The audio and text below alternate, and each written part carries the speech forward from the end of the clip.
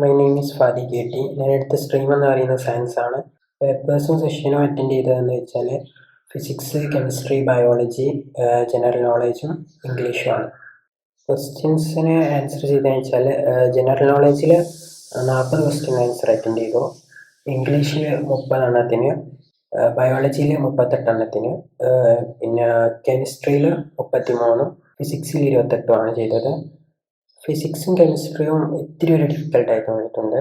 പിന്നെ ബയോളജിയും ജനറൽ നോളേജും ഇംഗ്ലീഷൊക്കെ വിചാരിച്ചങ്ങോട്ട് കുറച്ചുകൂടി എളുപ്പമായിട്ട് തോന്നിയിട്ടുണ്ട്. ഫിസിക്സ് എന്ന് റയോപ്റ്റിക്സ് എന്ന് പറഞ്ഞ ചാപ്റ്ററിന് കുറച്ച് ക്വസ്റ്റ്യൻ വന്നിരുന്നു.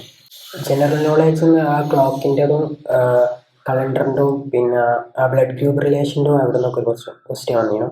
ഇംഗ്ലീഷിൽ നിന്ന് പിന്നെ ഒരു പാസേജ് വന്നിട്ട് അതിൽ നിന്ന് എടുത്ത് എഴുതാനും ഒരു വേർഡിൻ്റെ ഇതേ അർത്ഥത്തിൽ വേറെ വേർഡിൻ്റെ മീനിങ് എഴുതാനും അങ്ങനെ കുറച്ച് ക്വസ്റ്റ്യൻസ് വന്നിരുന്നു. ബയോളജിയിൽ പിന്നെ ബയോടെക്നോളജി ആൻഡ് ഇറ്റ്സ് അപ്ലിക്കേഷൻ എന്ന് പറഞ്ഞ ചാപ്റ്ററിന് ബയോടെക്നോളജി നല്ല ക്വസ്റ്റ്യൻ വന്നിരുന്നു. പിന്നെ ഇക്കോസിസ്റ്റത്തിന് കുറച്ച് ക്വസ്റ്റ്യൻ കണ്ടിട്ടുണ്ട്. ജനറൽ നോളജ് പിന്നെ സ്പീഡ്, ഡിസ്റ്റൻസ്, അതിൻ്റെ സ്പീഡിൻ്റെ ഒക്കെ ആ കാര്യത്തെ കുറച്ച് ക്വസ്റ്റ്യൻ ചോദിച്ചിരുന്നു. പ്രിഫേർഡ് ചെയ്യുന്ന യൂണിവേഴ്സിറ്റി വെച്ചാൽ സെൻട്രൽ യൂണിവേഴ്സിറ്റി ഓഫ് ഡൽഹിയും ജാർഖണ്ഡും കർണാടകയും ഹൈദരാബാദും അങ്ങനെയുള്ള യൂണിവേഴ്സിറ്റികളാണ്. എക്സാം മൊത്തത്തിൽ നോക്കുമ്പോൾ കുഴപ്പമില്ലായിരുന്നു, ഒരു മീഡിയം ആയിരുന്നു. പ്രിപ്വൈസിൽ എനിക്ക് നോട്ട്സൊക്കെ വായിച്ചിട്ട് മനസ്സിലാവുകയൊക്കെ ചെയ്യായിരുന്നു, പക്ഷെ കറക്റ്റ് നല്ലോണം എക്സ്പ്ലനേഷൻ ഇല്ലാന്ന് തോന്നിയിട്ടുണ്ട്. വായിച്ചിട്ട് മനസ്സിലാവുകയൊക്കെ ചെയ്തിട്ടുണ്ട്. ഞാൻ നോക്കിയത് NCERT കുറച്ച് ടെസ്റ്റുകളൊക്കെ വായിച്ചു നോക്കി, പിന്നെ കുറച്ച് നോട്ട്സ് അല്ലാണ്ട് ഉണ്ടായിരുന്നു അത് നോക്കി.